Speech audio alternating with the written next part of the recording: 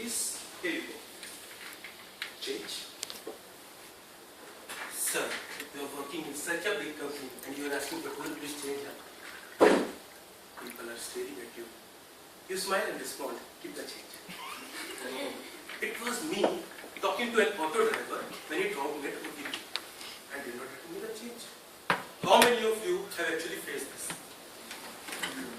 Never mind. I am damn sure that everybody present here have gone through this or a similar experience at least once in their life. Isn't it? What are we showing here? Our status? Our value? Or our importance? We are not showing anything here. Then why do we do it? Let me describe a scenario which will have a larger affirmative. It is late in night and you go to a medical shop to buy some routine medicines. Total bill is 97 rupees. You tell to 100 rupees. How much money you should receive in return? As per simple calculation, you should receive 3 rupees. But what you get is 2 rupees change and 2 menthols. दिमाग की बत्ती जला दे. Light up your brains. Why do you need to wake up at 10 p.m. in the night? But you have to wake up. You can't change it. This is the situation of every individual who is away from home, like you and like me. We don't bargain or negotiate or ask for change because we have to show a standard. So we just flash out the biggest note available in our pocket, at least to impress the boys and girls around us, and don't ask for change.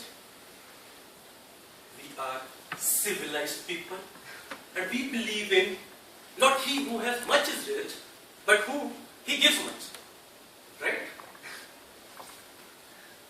This happens in our everyday lives. We don't worry or care about it because somewhere inside us, we also tend to think, leave it here. How much of a day empire can I make in just 2-3 rupees? Or, it's just change. I'm not losing much. The situation is different when we cruise to remote places.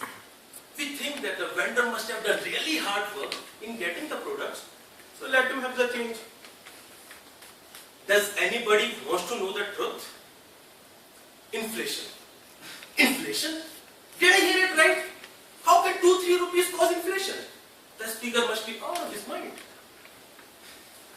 Actually, you are not totally wrong.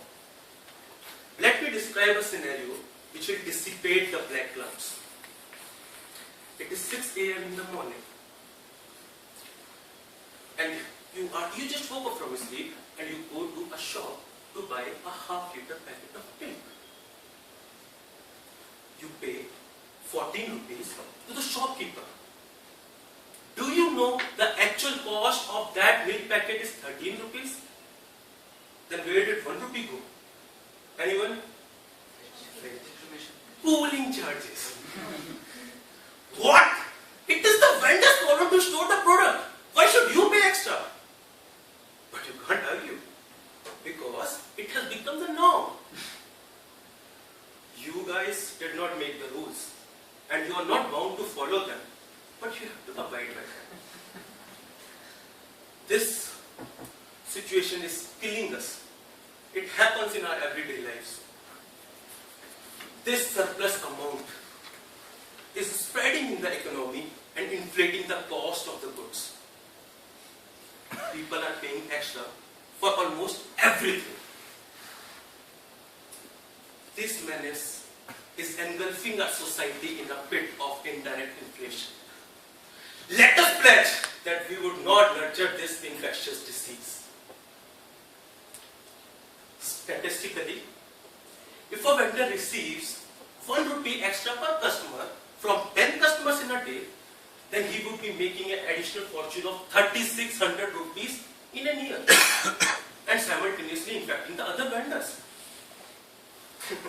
Ironically, these vendors are multiplying.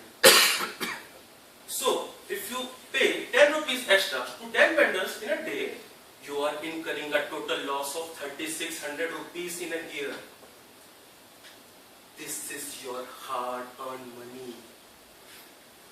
When you are not getting extra, why are you paying extra?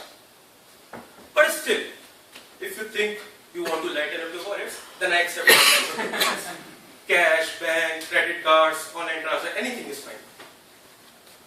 In return, I'll give you a simple tip to seize this money from reaching unnecessarily to these vendors.